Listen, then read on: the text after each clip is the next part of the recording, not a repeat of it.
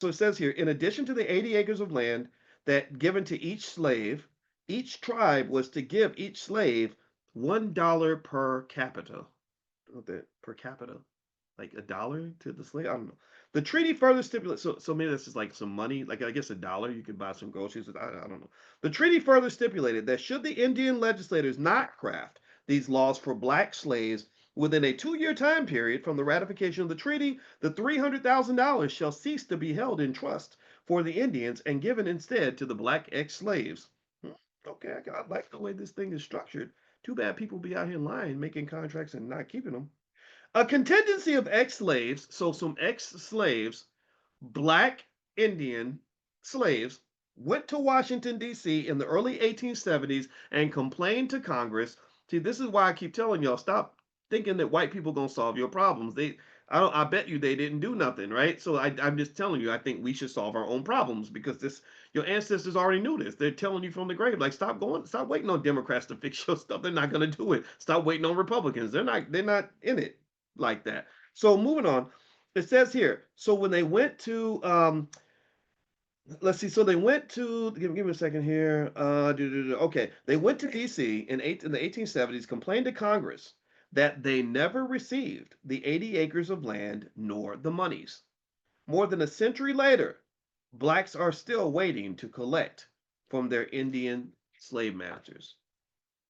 So Indians owe you money too. That's what he's saying.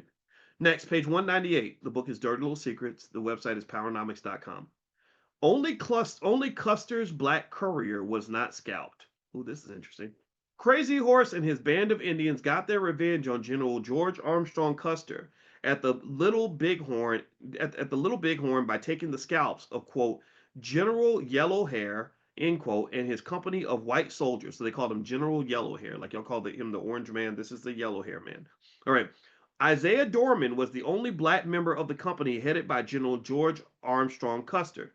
Dorman was one of the 264 American soldiers who died that day. Curiously, the Sioux did not scalp and mutilate Dorman as they did the white soldiers. No explanation was ever given. Dorman has, they still killed him, they just didn't scalp him.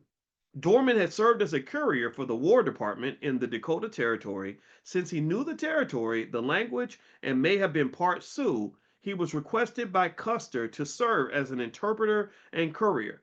Dorman was at the wrong place at the wrong time, but unlike his white companions, he did not ride into glory nor the history books. So shout out to this poor guy, General. Wait, what's his name? Isaiah Dorman. All right. Hmm, interesting. So it sounds to me like this black man, because he knew the language, they brought him to war to represent General Custer and his soldiers in their battle against the Sioux Indians. I think that's what it was.